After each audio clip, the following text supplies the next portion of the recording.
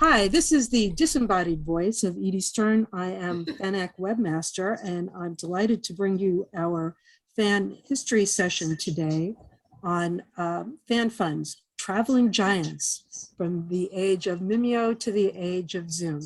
So Geri Sullivan is our moderator today. Geri, take it away. I will do exactly that. Welcome everybody. As Edie said, I'm Geri Sullivan. I'm the current North American TAFF administrator and moderator for this Fan History Zoom. Thanks ever so much to Joe and Edie and FanAc for hosting this, and I appreciate all of you joining us today.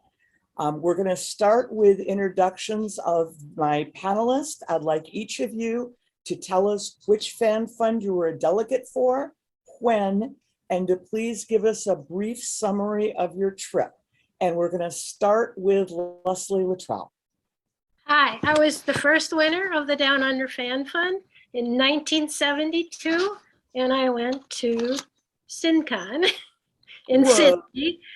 I have everything, you know, and it was a wonderful trip. I mean, they made me guest of honor. They would have made whoever won guest of honor, so that was fun, and it was really nice.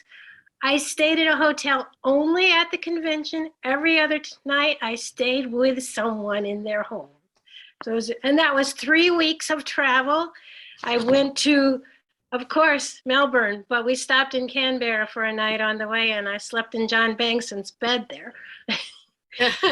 And then a big chunk of time in Melbourne, and then a quick trip over to Adelaide, then back to Sydney to catch the flight back to the US, where I went to LACon, and having left from my home in Missouri, I flew out of LACon to my new home in Wisconsin. So I took a 10,000 mile detour to move. That's amazing. Thanks so much. And that's so 1972, 50 years ago. Mm-hmm. Wow. Justin, you're next. You really wanted me to go through a 32-week trip? Seriously? Seriously. Back in 1984, I saw the writing on the wall for where I was working, so I decided if I won the fan fund, I would get out of town. So I started by, and I was also slightly unique in that I was a convention fan rather than a fanzine fan. So as a result, no trip report yet. Still, my penance keep campaigning for GUFF and DUFF and TAFF and anything else that comes my way. So in no particular order, I went to Minneapolis, New York, London, Brighton, Newcastle, London, Amsterdam and The Hague, Sweden, back to Amsterdam, Munich and other countries in between as a tourist, back to London, Glasgow, Leeds, Newcastle. Then the only ever time that the GUFF, TAFF and DUFF winners were at the same convention in the year that they won, which was Jack Herman, myself and Rob Hansen. LACon, Minneapolis for DuffCon because Jack Herman was heading there, Madison, New York, Washington, Baltimore, Birmingham, Huntsville, Ottawa for the World Fantasy Convention, Madison in a car trip to Iowa City for Icon, and then San Francisco home. Oh my gosh. And I'm now wondering if I met you when you were in Minneapolis. There's a chance I met you in Minneapolis. There's a chance I met a number of people over the years, and yes. And I confess that the convention I went to, which was the Eurocon of 1984 in Brighton, that wasn't my first British convention because I had family in England. I'd been to SeaCon in 1979. Nice. So Suzanne Tompkins, best known within fandom as Suzel, is up next. Suzel. Yes, I was the TAFF delegate in 2005. So I went to Interaction in Glasgow. I only had about 2 weeks for the trip, unfortunately, just the time constraints for work and various other things. So I didn't get around as much as I would have liked to. The convention took up, about 6 days of that trip, but I did manage to go to many places in the UK I had not been before, including Birmingham. And I've just blanked on every city I ever went to. Um, I'm not serious. Cambridge. Cambridge.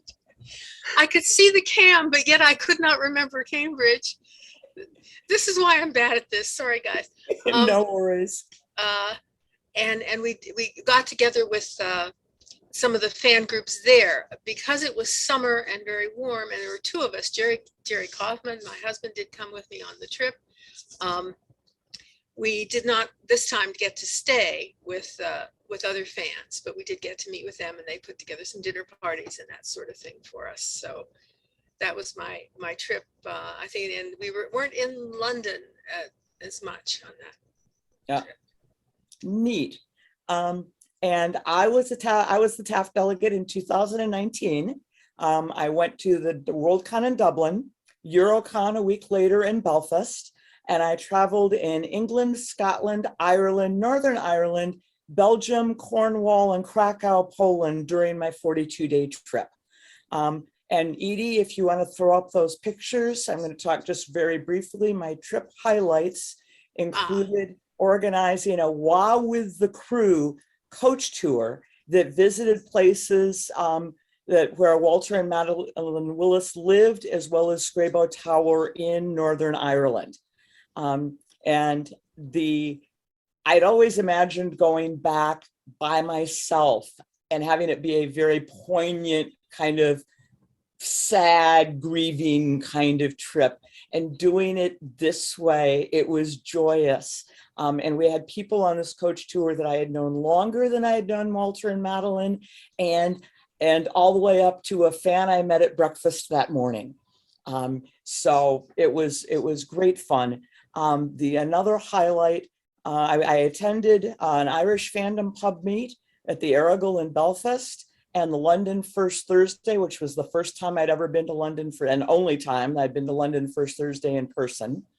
And then the last trip highlight that I will mention is I went to Krakow, Poland, where Martian Clack and his roommate Carol were my host. And Martian set up a special meeting of the local group at like a community center, and there were posters in Polish, and there was a translator who translated everything I said. And it was just absolutely great. Before we get into discussing our trips and everything, we have a lot of people in this Zoom who are previous Fan Fund winners or have been involved in the Fan Funds in some way. In particular, we've got Joe Saklari, who was our 2005 DUFF winner, and Jerry Kaufman, who was DUFF in 1983, if I've got it right. And what I'd like is for everyone who's here who is a Fan Fund winner, if you could put a note in the chat that tells your name, the year, and what fund you were a delegate for. And it's not, we don't even have to limit it to, you know, the funds, the big three that we're talking about. If you're GUFF, Canadian Unity Fund, or fans, or any other, or a one-off fund. Randy Smith, very good. And if you stood for a fan fund but didn't win, the year and the race that you stood for. And if you've hosted fan fund winners or helped with auctions or been a regular voter or supported in any way, give it to us in the chat so we can kind of collect a record of everybody who's here. So that is terrific. Thanks. I see that's coming in, and keep that going. While we're now going to start discussion, and this one, whoever wants to go first can go first. But the question is the purpose of the fan funds in general or your specific fund. Do you think it's changed over time, or is it the same purpose as when it started? I'm looking at all three of you.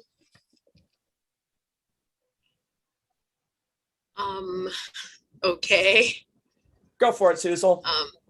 Well, I do think that it's changed a bit in the sense that at the time the fan fund started, which everyone knows, people simply couldn't afford to travel. Certainly not sometimes even within the US or Europe easily, let alone to go from, say, for me, for Seattle to the UK, or and so that and people got to know each other through their fanzines, and they would want to meet them.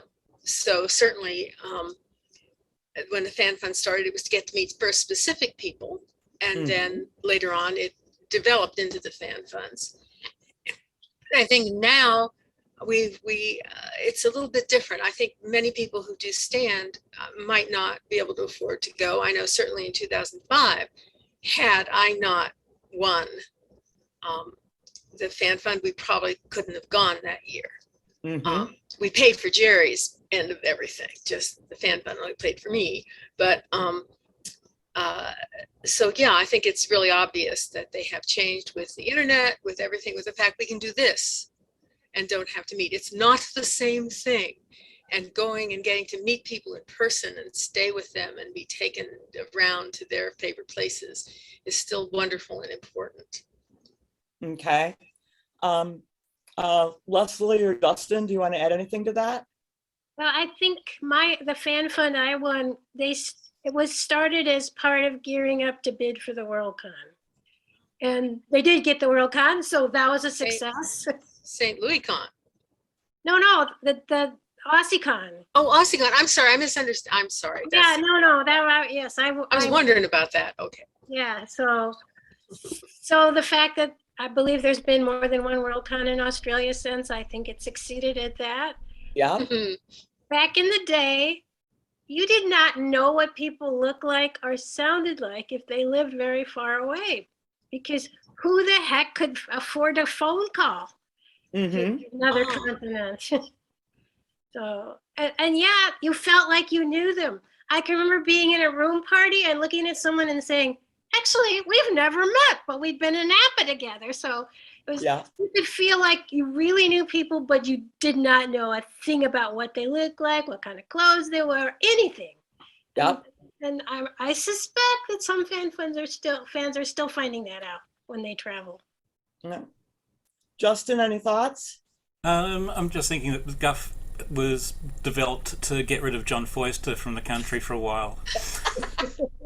It was actually a lot of people blame Chris Priest because he was out here to do a writers' workshop and convention, which resulted in the publication of I think it was View from the Edge, or was it the other one? I can't remember. It was an Australia Press, but there were people involved like Lee Edmonds and Dave Langford who put it together, and then so John Foyster went over, and then John encouraged me to stand, and it just went on from there. It, for me, is an essential to what goes on nowadays in fandom. The longer that fan funds exist, the better, from my point of view. One of the changes that I think that I've seen, and it kind of mirrors what's happened within fandom, it used to be, it's like when TAFF started out, it was bring, that strong desire to bring a well-known personality who you really wanted to meet. And there is still some of that still exists there, but the purposes have broadened. And now as fandom has grown so much, we have people standing. Justin, I loved your comment about you were a convention fan. So, all the way back then, it wasn't just fanzine fans standing for a fan fund, but now there are so many different fannish, kind of groups and entry paths in that I see people standing. And even in the current race, we have, some very well-known fans kind of from some different areas of fandom. And then we have, a newer fan that fewer people know. And there are races where people are kind of going, they're using it, and they're using campaigning as a way to kind of launch themselves more into international fandom, where when the race first started, they were known in international fandom. So I'm seeing multiple purposes where there used to just be, kind of a single purpose. So, oh, great. Oh, this is fun. Okay, I'd already turned the page. No wonder. So the next topic is is from your perspective and experience, how did being a Fan Fund delegate and how did Fan Fund travel differ from regular fannish travel? You know, Justin, you said, you know, you had family in the UK. You know, it wasn't your first, you know, it wasn't the first UK convention you'd been to, right? That's correct. Yeah. So do you want to start with, it's like, how is being a delegate different than just what you'd normally do? I suspect that I had this desire to just travel for as long as I could before I started a new job, which I knew would come about, 8 months later. So I kept in touch with where I was planning on working. And so I just decided, let's see how far I can go. Sometimes it was with family, sometimes it was as a fan. So I went to various places where I could just relax and wind down. I travelled with my sister at one stage, and that blew up in Paris, so I finished up heading straight to Amsterdam. The third time she told me to off, I did.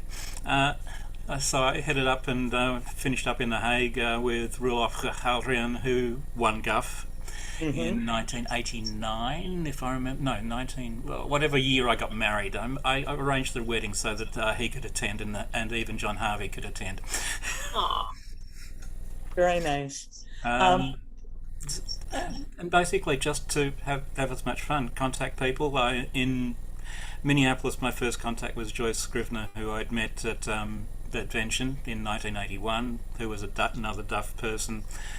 Stayed in an apartment near Washington Square in New York on my way to London before being introduced to various people by Joseph Nicholas, at that stage the administrator for GUFF, the first Brit to get to Australia, who finished up taking one Australian away with him. So do you feel like you met more people as a delegate than you would meet in regular fannish travel, or not? Oh yeah. Yeah, okay. Some of the people on this screen today I definitely first met in 1984, which was an absolute blessing. I met the Surrey Limprists, which was even John Harvey and Joseph and Judith. Well, Joseph, yeah. There was a pool group which Malcolm Edwards was involved with, and then there was the convention where I sat in the foyer of the hotel with Eve Harvey, who pointed out lots of people to me. So I had stories about people Nice. that I knew and they didn't know that I knew before I'd even met them. Okay, that sounds like a huge advantage for being a Fan Fund delegate. Susan or Lesleigh, how did it, how was it different for fannish travel, or was it the same for you? Oh no, it was quite different because remember, I am from a fan family. Yes. I was married to a fan. My mother, father, and both my brothers are fans. Your brother's here today. My first husband was noted for starting fans wherever we lived. Yep. And so whenever we would go to a convention, multiples of us would go and we'd meet each other there. And when I went to Australia, I was with nobody that I had ever met before. Oh, wow. So I talked to everybody at every party, except, if they were sitting at the long end of the table. And it was really good learning for moving to a new city and for becoming the person I am, who is someone who can talk to anybody. Wow. That is so cool in a way I'd never thought of it before. What a great experience. Susan, you also said yes, that it was different. It was different. I had a couple different thoughts on this. The traveling and visiting with people wasn't terribly different from our fannish travels when we've gone to other conventions and then went to different cities. But we did get to meet new people. But because when you're a Fan Fund delegate, you have certain sort of duties and obligations. Yep.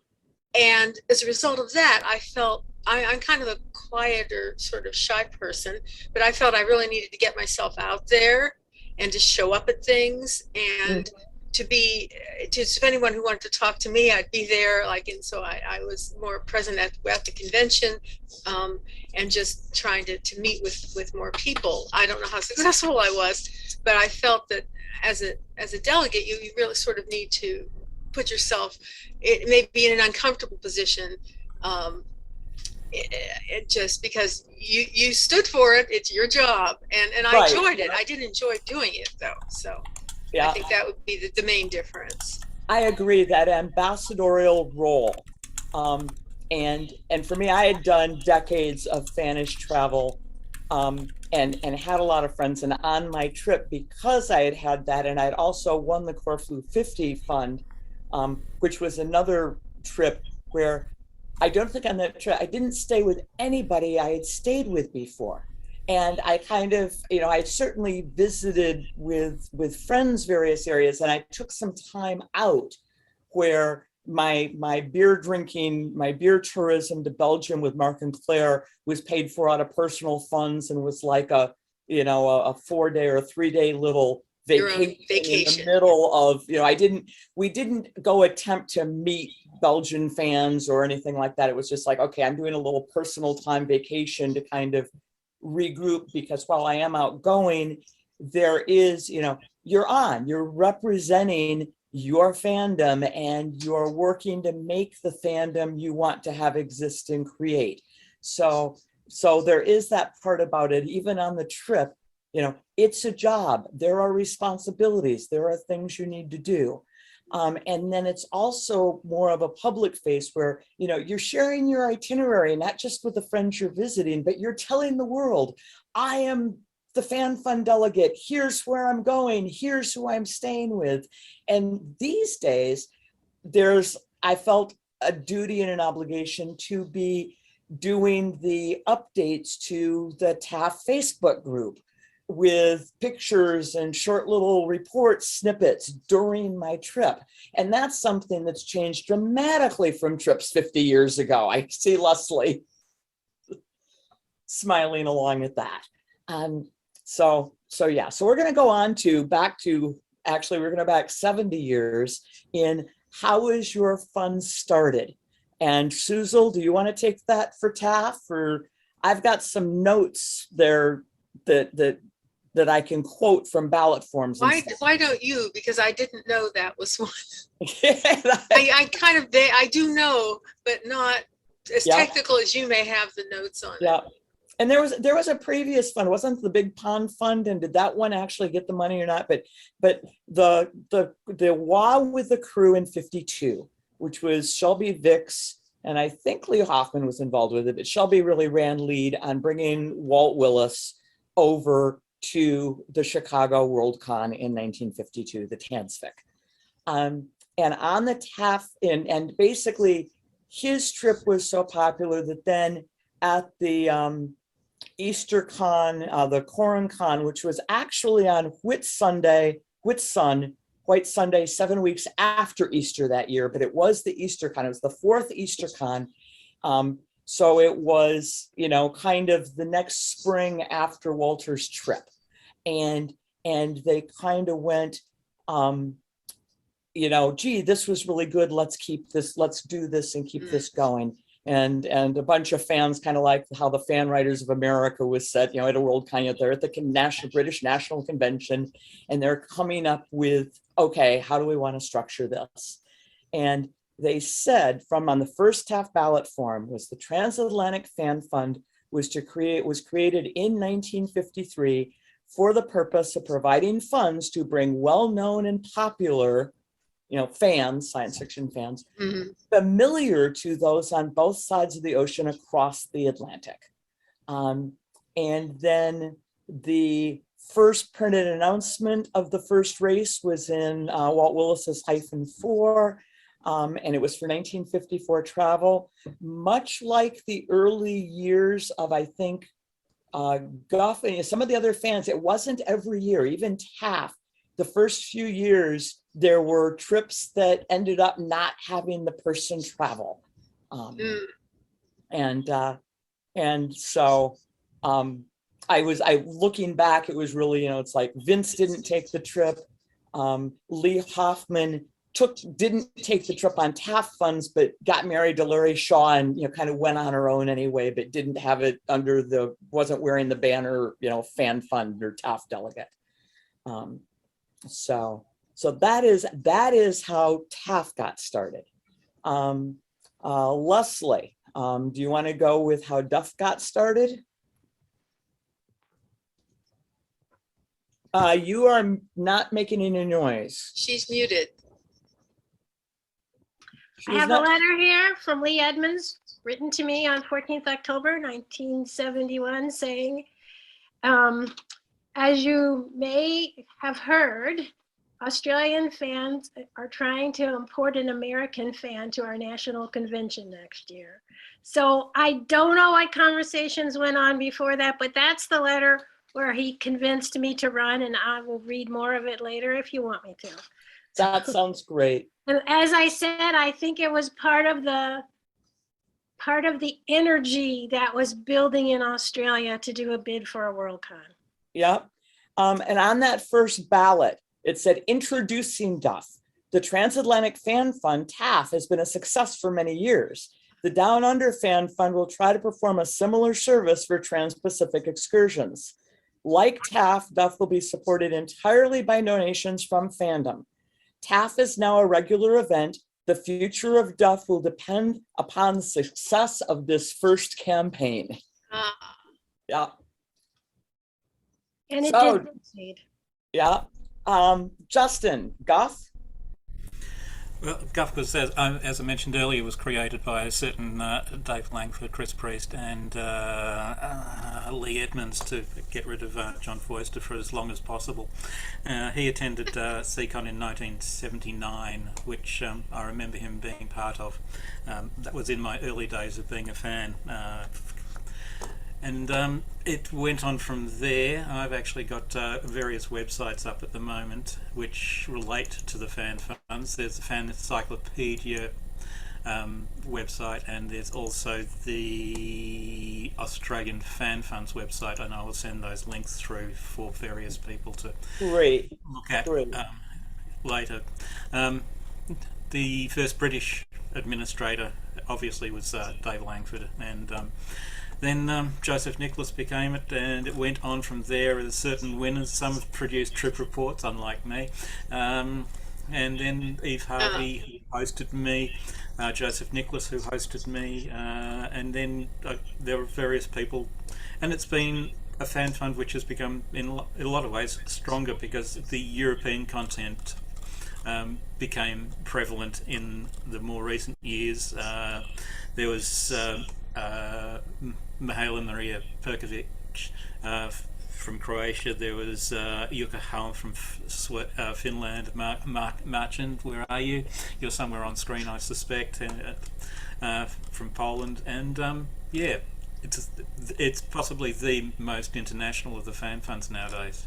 Yeah, exactly.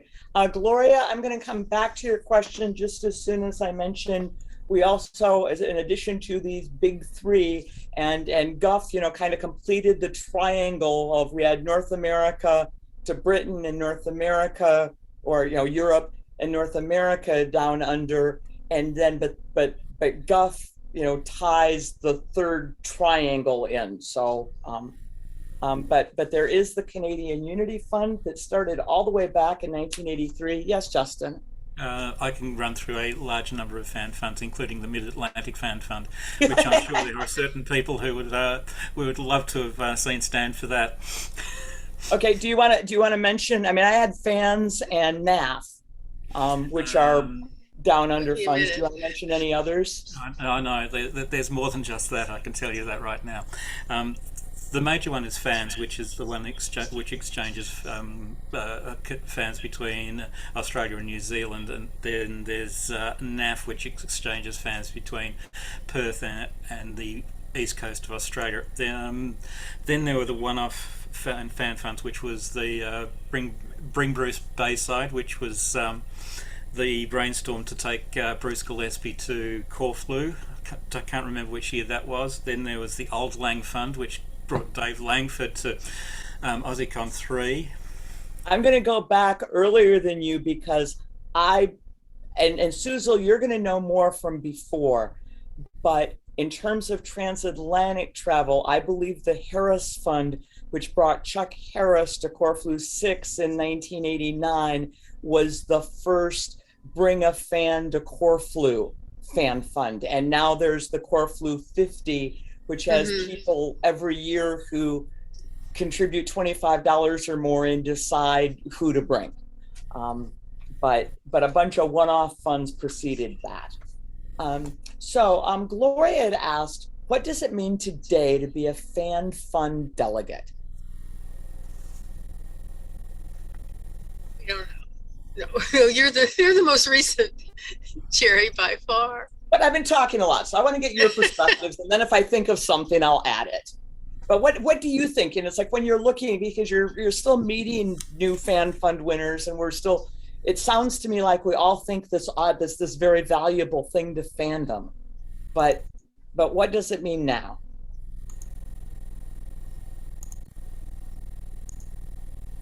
Okay, I'm going to jump in because I thought of something. There are certain people in fandom. Dave Clement in Winnipeg is one. He's never been a fan fund winner, but he's one of those connective glues that holds a whole bunch of different fans. Like people from all over fandom know Dave Clement. I believe that all of the fan funds, the ongoing ones, are helping provide connective tissue within both current day fandom and how fandom has become so international, and also connective tissue, time binding back to our roots. And I personally think those are incredibly valuable things that are important in a changing fandom. The other thing is that the fan funds are a gorgeous example of the fannish gift economy in action. And it's a 70-year example of the fannish gift economy working. And when the fannish gift economy is working well, we all get more out of fandom than we think we put into it. And I think a lot of fan fund winners, it's a lot of work and there's responsibilities, but I believe most of us think we got a lot more out of the experience than we put into it. And so I see that huge value and meaning in why we need, and what it means to be a fan fund winner today. You're helping preserve fannish ideals and standards and all the wonder of fandom, and keeping us connected in an increasingly fragmented world.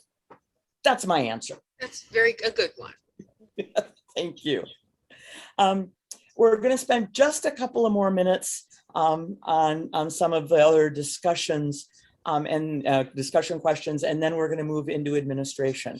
But real quickly on each of you, how did you decide to stand? Were you encouraged by others? Was it your own idea? Was it mix? And any quick comments on any campaigning you did during the voting period? Oh, Lee Edmonds talked me into it. Do you want to read more from that letter? Yeah, actually, I put part of it in my trip report. So I'll read it from there, and then I'll read the part I left out.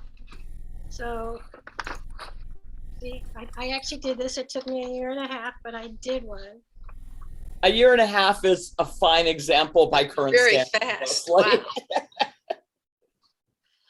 So, so the letter from Lee Edmonds says, "You would be my first choice. I'd be interested in your comments anyhow, since I met John Foyster last night and he threatened various reprisals if I didn't get somebody nominated. I told him that I'd write you today, and he put his boxing glove away." And the next sentence was, he said that he is hoping to convince FM Busby to stand for DUFF, but I told him I'd back an APA 45er against a SAP any day. Aha. So blame it on APAs. And ages, oh man, oh, that's good. Oh, that's good. Well, Suzel? Well, I was trying to think, and honestly, for the 2005, when I became the delegate, I couldn't quite remember. I guess I was encouraged to stand. Don't quite remember the lead up to doing so for that one. I originally thought I shouldn't because I had run before and hadn't won. But what I do really remember was when I stood in 1979 for the Brighton WorldCon TAFF trip. The three of us who ran were Terry Hughes, Fred Haskell, and moi. And Fred and I both were very well aware that Terry was going to win. He was definitely, as we've talked about, people who really wanted to meet someone who otherwise couldn't go. Terry's a fine example of that. The folks in the fans in the UK really wanted to meet Terry, and we knew that. And I talked with Fred about it. He was in New York when I was living in New York, so we spent a little more time, had a chance to talk in person. And I almost thought of dropping out because it didn't seem whatever. And Fred talked me into staying in because he said, the more people who stand, the more votes come in, the more money comes into the fund. So amongst other things, so that you shouldn't, and I didn't. And of course, Terry won by quite a majority, but we always thought it was very cool because Fred and I got exactly the same number of votes. They weren't all the same from the different locations, but they both added up. So we both came in second. Oh, that is sweet. Justin, any quick comments on this? I mean, we know you were doing your travel. Was that all self-generated? Was somebody else encouraging you to stand? It was bloody John Foyster, wasn't it? Of course. It's a name that seems to pop up all the time.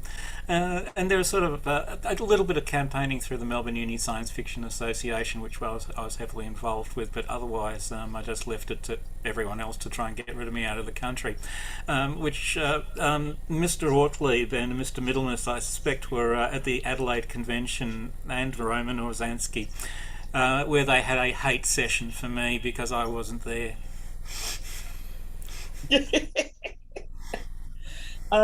So I had been encouraged to stand many, many times over the years, and I had been to the UK on my own. So I used to go every 3 years from like 1989 through 1995, and I don't know, 1998, and then, oh gosh. So, and then I hit it was later that I hit a long spot where I didn't go for like over a decade. But I had always thought if I was going to stand for a fan fund, that it would be for DUFF, because I was never going to have the money to do an Australian trip. But after my UK trips, I also knew that if I stood for DUFF soon, I was going to want to go back, and I wasn't going to be able to, because once going someplace, I'd want to see it again. But it was really, I decided to stand on my own, and then approached nominators who had encouraged me to stand over the years, and they were all, kind of this whole shock and delighted because I'd always said no.